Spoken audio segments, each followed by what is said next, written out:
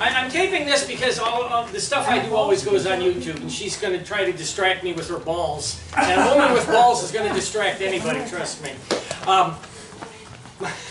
My name's Robert Orel, and I run a ranch that we call the Eco Ranch Sustainable Living Education Center, where I teach people how to live off-grid, sustainably, and with a one-planet lifestyle.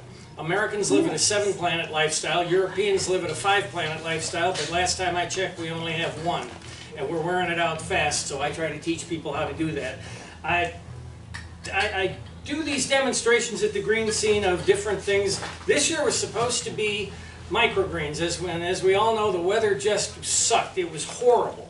And I had plans of having like 15 trays here and even having some to sell. I don't have any to sell, but this tray here is for tasting. And I've got Ziplocs that we can steal some from.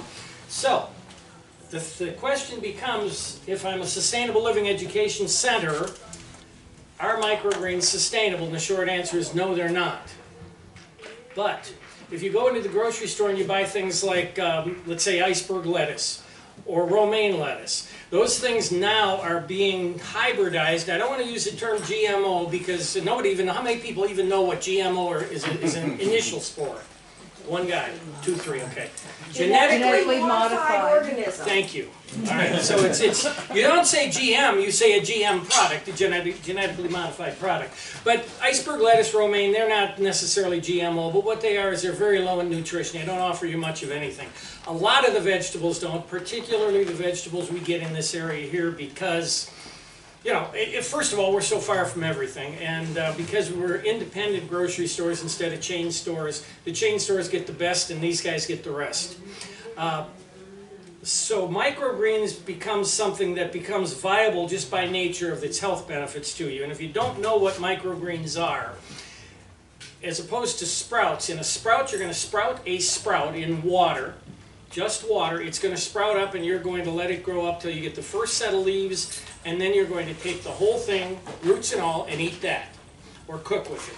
Mung beans are a great example. Those are the bean sprouts that you buy in the stores. And there's many other things. I mean, if you've ever bought any and you use them in your smoothies all the time, all different sprouts with all different flavors. Microgreens are grown in soil. You're carrying them up to the second set of leaves, and then you're eating them. Now the benefit you get, and I'm just going to pull a couple of them up out of this. The benefit that you get, now I've got 3 here, and what you end up getting is you're getting everything that was in the seed, and everything that's in the seed is the amino acids, the minerals, and the vitamins that are going to go into what in this case would become a daikon radish that could end up being, you know, that big. But all that is in these little sprouts right here. So microgreen salad is going to be a small salad. They're very trendy right now, which tends to be a curse. Because when a food becomes a trend or when a food becomes a superfood, then everybody gets on board until the next one comes along and they throw everything else away. Who remembers blue-green algae? Not a thing wrong with blue-green algae except it's not the fad this week. Same thing with these. These are currently a fad, and a lot of your finer restaurants, your hipster restaurants, are using them. A lot of people like to use them. Diego uses them for garnishes on the meals, and they're wonderful for that. But what my wife and I do is we grow them. We sell them here locally to people, but we grow them up, and we actually make our salad just out of the greens. Primarily, we have daikon radish greens. Daikon radish grows very, very fast in our environment. They're very fast and they're a little bit spicy, and we all love spice in this area, so that's why I use the daikon. But the thing I like about microgreens is they're going to taste a little different depending on where they're grown. If you are here and you have a house and you put them in your window or in the south-facing window of your house and you're growing them in there, they're going to have a completely different flavor than these that are growing out in the open. They're just surrounded by chicken wire, so they've got the sunlight and the air is blowing on them all the time. We have a more concentrated, more intense flavor coming out of these. Then you get the commercial operations that are growing them all under grow lights. Problem with microgreens, the biggest problem, and restaurants know this, is E. coli. anytime that you have something in a moist environment like that, you're running into a danger of E. coli and salmonella. And at the risk of putting everybody off, Debbie and I actually suffered with some type of food poisoning that we believe was E. coli for about 4 months this year. So if anyone noticed that I had lost quite a bit of weight through the summer, that was because I was fighting E. coli and didn't know it. I was doing something wrong with my soil and kept going. Now, if I'd been somebody that maybe my constitution wasn't as strong, it might have killed me or definitely hurt me, but it just kept us just ill and diarrhea and that for several months. So the key for us to grow these is something that we can eat and feel comfortable eating, is you have to, unfortunately, you have to use clean potting soil every time. You can't really reuse the potting soil. That's where I ran into the E. coli danger. I sold some of them that had E. coli, but I was the only person that ate them that didn't wash them first, so nobody got sick, thank goodness. We're now back to just using straight potting soil. I just buy a cheap potting soil because you're not giving them any nutrients. When they get to the point where they need nutrients, that's where you're going to cut them. That's your second set of leaves. I'm winging it, by the way, so I'm just trying to I'm trying to think where I'm going. The reason I did was, like I said, the 9 days of horrible rain that we had, I didn't think I'd even be here. I at first had canceled. So we grow them for ourselves for soup, salads, sandwiches, tacos. If you haven't put daikon radish or radish in tacos, that's something to try. They've got a spice, and I'm going to invite all of you to taste these because the spice in here, it's really hard to believe. I brought several stages of growth here to show you, and I also brought cabbage. Cabbage hasn't done well in our desert. I planted this batch of daikons and this batch of cabbage at the same time, which was Monday, while it was 48 degrees. And the cabbage is just coming up, so we're looking at, even in perfect conditions, cabbage is only going to grow here in the wintertime, you know, from when the weather's like this. We're probably looking at 12 to 14 days to grow up a tray of cabbage, where that would be 8 days under normal circumstances. It's about 11 days now because of the cold. But at 11 days, that's, well, these are ready to go. And if they were at 8 weeks, you harvest them. You can see my soil mat here. In fact, it's going to let me pick the whole mat up. And anyone that has chickens or ducks, the nice thing is I harvest this and then I take it home and I have a little bin that I put it in.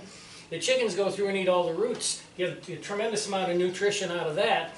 Then I can compost that soil and reuse it, not in microgreens, but I can reuse it in my garden. You can't reuse it in microgreens. We have to be real careful now with the things we do, because we have lived a sterile environment in the United States for just right at about 100 years. We're keeping our gut sterile from you know, the fauna that we used to have in there, so people get sick very easily. The risk of typhus and cholera, E. coli, salmonella hurting you and killing you is much higher today than it was 150 years ago, because of the way we eat that keeps us sterile. People washing their hands all the time, just being careful is okay, but we're a little bit too careful, and that can hurt us, particularly if ever bird flu were to mutate. We're going to be incredibly susceptible to that. So I wanted to show you how I plant the microgreens, what we do. This is not going to be a full hour because I just don't have an hour's worth of material without any seeds here. But we're going to this touches on our sustainability, the aspect of sustainability that we do here at our ranch. And my cards are here if you want to take one. It's got my YouTube channel on it, which is where all this stuff is and where this is going. We operate on what we call the Green Dozen mantras. And mantra is just my fancy way of these are my sayings. And the number one of our mantras is reuse, repurpose, recycle, in that order, and by doing that you respect the earth. Reuse it if possible, repurpose it if there's any way you can make it do something else, and if all else fails, recycle it into something else. That's what we do. So that's where this enters into this, where someone had just asked me, can you use these? Now these are 1020 flats, but they're 1020 flats with, as you can see, an open bottom. You can't grow a doggone thing in there. Well, either I use them or I throw them out. Well, plastic takes, you know, how many hundreds of years to degrade properly, and how much microplastic is turning up into those single-use water bottles that everybody seems to think is safer than tap water and rainwater. So I didn't want to do anything with that. I didn't want to burn it. So what I can do is take this, that's no good to me because it's got an open bottom, and take this, which is part of a feed bag that I buy my feed in, and cut it so it fits in the bottom here. And that's about all the soil you put in. You can even get by with less soil if you want. Make sure you get all the clumps out of it. And just run it flat. Now here's where I screwed up. Had so many things going on, I forgot to bring seeds. So we're going to pretend we have seeds, and you take quite a bit of them. You are actually going to take daikon radish seeds are brown, and you're actually going to take pour some in your hand, and you're going to sprinkle it around the edges, and you're literally going to turn this brown. You're going to cover it up with, if I had to guess, I'd say you'd put 400 to 500, maybe as many as 800 seeds in here. Not at all sustainable from that standpoint. Now what we're doing is we're talking about nutrition. Its sustainability can take on many different, it has many different aspects to it. And if we're keeping ourselves healthy, we're being sustainable. And if we can grow our own food, that head of iceberg lettuce did not come all the way from California here via truck, and then there weren't people picking it. We've done it here ourselves. So that's how I can justify growing some microgreens. I don't grow a lot of them, and neither will you if you decide to grow them. You're not going to grow a lot. You're going to keep probably 2 of these trays growing. You're going to have one that's coming up on harvest and one that you just planted. You hit your 8-day period, you harvest them, you've got them for 3 or 4 days, and by that time the next one is ready to go and you're off to the races. 2 will be good for 2 people that like salads. It'll be good for 3 people that eat salads. So you cover them with the soil. Then I just come back with my hand like this, and I just do, notice I'm going in one direction, so I'm moving the seeds around, but eventually after about 3 passes, I've got the soil nice and even, and I've also spread the seeds all around, and I've put them just under the surface, or just on top of the surface. That's it. Now you can water them and keep them wet, and they'll sprout in time. Or you can take them, another set of the, if you have the solid 1020 flats, you're ahead of the game, because you just take the solid 1020 and put it on here. Well, I didn't have solid 1020s, but I did have a lot of cardboard because we order stuff from Walmart.com, and they send me all these lovely cardboard boxes. Like one of these bottles in a cardboard box about this big with a bunch of packing. So I cut the cardboard box up, sandwich it, wet this down, put it on, then wet the cardboard. Cardboard holds the moisture and is returning the moisture in there while it sprouts. It's going to sprout up, and it'll sprout, if the weather's okay, it'll sprout it'll be up in 2 days. Just 2 days they'll be up. And in 2 days they will be up not quite like this. And I'm going to walk this around. Let's see. No, the thing I wanted to show you went away, and that'll happen. When these sprout, I'm just going to show you this, when these sprout, they'll have little fine hairs all over the roots. And those fine hairs look for all the world like mold to you. And they all went away just because I uncovered this. But if you see the fine hairs and you say, oh my goodness, I've got mold, it's not mold, it looks like mold, especially if you've got eyes that are in their 7th decade like mine. These are radish. These are daikons. Yeah. And it'll look like mold. It's not mold, take it off. If you get a little bit of mold, you have a choice. And every video that I've seen and every little segment that I've seen or article that I've seen on the internet says throw them out. Well, I'm not so sure I say throw them out. I say wet them down real good and put them out in the sun. Let them dry up, not to the point where they die, just let them dry up, and the mold has gone away on me. And it did not make me sick. But I wish I had, I didn't see it. The hairs went away today. They were hairy when I picked it up this morning. Typically, it's like this in 2 days. It's like that in 8 days. Then you've got the, and this is the way they sprout. I'm just going to show you this. This is how the sprouting will look, and you will see some of the hairs in this. Now again, this isn't daikon radish. This is Copenhagen lettuce. And it's an early lettuce, and whenever they say, early lettuce, excuse me, cabbage, I'm sorry, Copenhagen cabbage. It's an early cabbage. What that means is it's going to sprout in the cold, which would have been ideal last week, and that's the only reason these have sprouted, because I've had a horrible time getting these to sprout. The only thing that I've had good luck with has been several kinds of radish. Nothing else has been sprouting right for me. And fire ants love lettuce seeds, so you can't try to sprout lettuce as microgreens because you're feeding that the ant queen. Have you tried broccoli? I've tried broccoli. Broccoli comes up, but not in the heat. The heat of the summer. But yeah. Yeah, I've tried broccoli. Now is the time. Cool. Yeah, I've got 2 pounds of broccoli seeds that we're still a little bit warm yet. I'm going to wait until November and switch over to those. Because I sell these year-round. And if it gets exceptionally cold, now at least I'm under a cover like this. I don't have the greenhouse finished yet.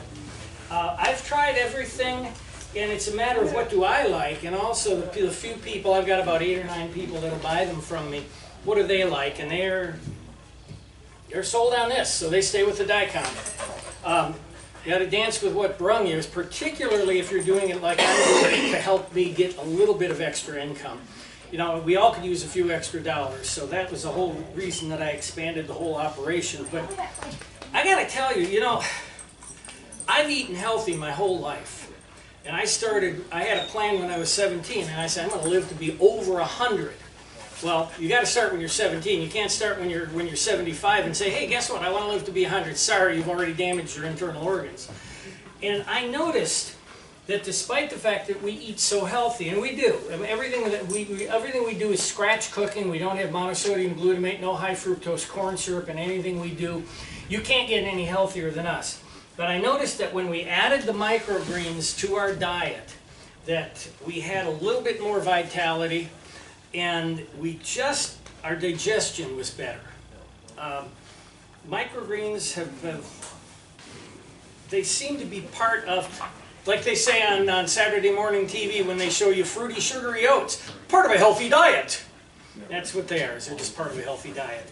And I've been real pleased with them, and you guys would be pleased with them if you grew them, and that's all you need to get a start. And this is what I was going to do, and if the weather hadn't gone south on me, I would have even put kits together.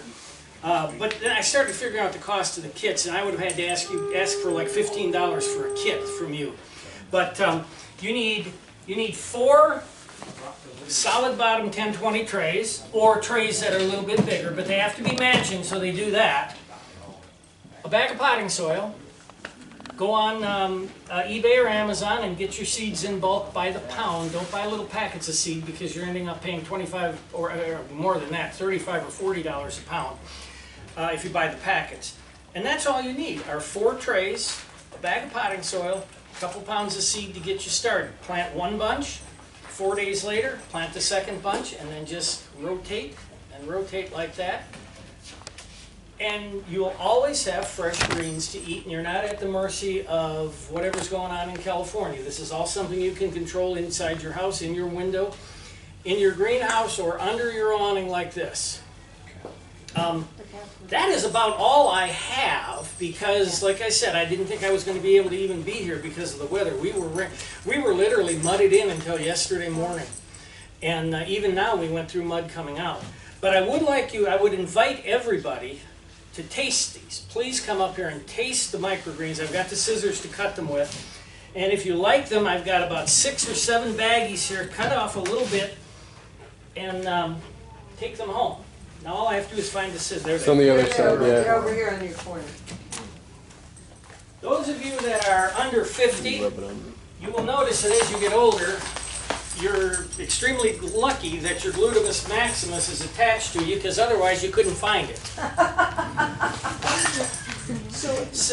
Questions? You did scare me about the E. coli. We're not worried about these? No, you wouldn't be worried about the E. coli. What I did wrong, here's what I did wrong. This is how I put E. coli into us. And I mentioned that because that is, John at Lakiva said that he wouldn't touch any microgreens if his life depended on it because of E. coli, and there's been some lawsuits on commercial growers.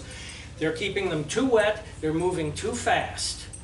And to try to cut corners like I did, because I'm on Social Security, I gotta cut my corners, I was recycling my soil. So I mentioned I dump the roots in. I got a little box, the chickens jump in the box, they cut through and they eat the roots, and that's just nice, and it's cute, and it's fun, but they're in there crapping at the same time. Then I dig in and get that soil, and I regrew microgreens in it, and somewhere E. coli came in, and I created the perfect environment. E. coli comes up, and it blooms with a burst. So it blooms and it infects the whole thing.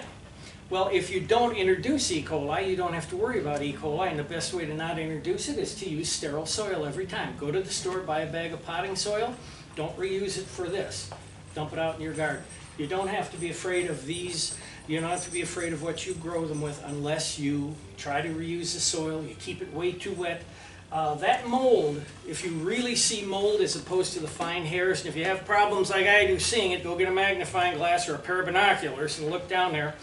If it's the fine hairs, it's okay. If it's mold, especially if you're getting a little bit older, you just err on the side of caution. Nobody ever really died from being too cautious, but if you take chances, you will. And the E. coli, the E. coli then doesn't spread in the regular soil for your garden? No, it's not going to spread. It's not going to spread unless it has a reason to grow. So, I mean, you're not going to just throw this soil out in your garden. You've got a compost heap or you've got a pile where your stuff is. Just put it there and turn it. The sun's going to bake, especially our sun. So the heat will... Yeah, our sun's going to bake it in a day or two anyway.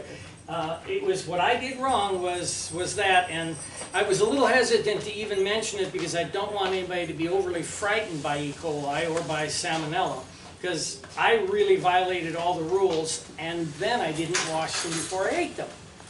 If you had washed them before you ate them, if I had done that, it wouldn't matter at all. And I have a salad spinner. I mean, if it's on TV, I'm going to say, oh yeah, give me 2. Especially when the second one's free. All you have to do is pay a processing and handling. So I have a salad spinner, and I put the stuff in there, and that's all you have to do. But don't be stupid like me. I'm a perfect example of what not to do in a lot of things, and somehow I'm still managing to stand here. I'm also very lucky. Unless money's involved, then I'm the unluckiest guy on the planet. Any more questions? Any questions? Comments? That dog is very excited. Stealing my show. Those of you that are not frightened by E. coli, let's see. I will put a nice clean Ziploc here, and let me cut some of these. And if you would like some in a bag, you may definitely take a baggie. And this is how you cut them, by the So way. you don't pull those and eat the roots? No, you do not eat the roots, because look at what's happened here. See, you've even got dirt in there. Uh-huh. Oh, yeah. Yeah, you've got dirt in there that pops right up through it gets pushed up as the soil's growing. So this is why you should wash it or cut it a little shorter. So we'll put that up in the corner and try to cut it a little shorter. There, we'll cut it shorter that way, because I really would like you folks to taste some of these. There we go. Just a tiny bit of, but it's sterile topsoil. That's like mushrooms. Mushrooms are grown in manure. They're grown in sterile manure. I grew up eating dirt. There you go. Get as many as you want. I grew up eating dirt. Yeah. Well, like I said, if your gut is not sterile, there's no problem at all in eating some. And like I say, if you want some, we'll cut you a little baggie. I'm not selling these today, and these I can't do anything with because they have to be grown. Notice the spice. Now, daikon radish. They taste like radishes. Yeah, well, that's what they're supposed to taste like. And you've got all the vitamins, all the minerals. I'm going to pull up some. You go ahead. That's what it's here for. You guys do what you want to do and just comment or question. Remember, this is going on YouTube, so if you ask me an intelligent question, you're going to sound really smart. Good idea. So I have a question. Yes. You could harvest the root and everything and use the root if you just wash it. You could. I I've never eat- tried it. Because when I plant toothpicks just in my garden and I'm thinning, I thin all the extras and stuff, and I put them in a bag and wash them and eat them. Oh, I don't.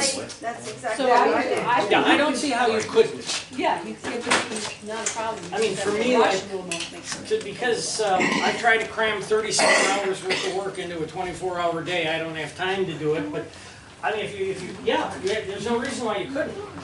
And again, when I'm selling them too, I'm not going to try to sell the roots or the dirt. But I try not to wash them when I sell them because that shortens their shelf life. That's what I didn't touch on. Your shelf life, if you harvest them and put them in a baggie, you've got about 7 good days. They're gonna, if you put them too close to the, if you let them start to freeze, they're gonna go slimy. But they'll start, you'll see them starting to get slimy at about 7 days. Feed them to the chickens. I mean, that's my solution for everything. My Feed it to the cats chickens. would love them. Cats, yeah. They Cat do, would they probably love like them. Last time we tried to go anything on the back porch, our cat got in it. It was a complete disaster. The cat ate it all. Buddy's trying to grow a little bit of lettuce, and the cat ate it all. I discovered there were several flower species I was trying to sprout in my window last winter to get a head start. No, cats ate them. Yeah. The problem, I'll be interested in the broccoli when I start putting some broccoli greens. probably be November when I start it. Perfect. The thing, and you all know that I'm building with native rock in bottles, so I use a tremendous amount of mortar. So we have to screen our dirt. We screen the dirt so we can mix some mortar up. So I screen the dirt, and I screen that dirt all up, and all I'm doing is I'm making a beautiful dust bath pit for the chickens and a nice toilet for my cats. How could I not know you're drunk? Cut them, fill that bag up. Is that supposed to go? Judges around here. And that's the end of it. Thank you. Wow, I have to end this. I have to end this for the video. So, That's all we remember. thank you all for watching, and remember the Terlingua green scene. All the proceeds go to help us to continue the fine eclectic work we do here. And with that, it's Robert Earl at the Eco Ranch Sustainable Living Education Center. See you later.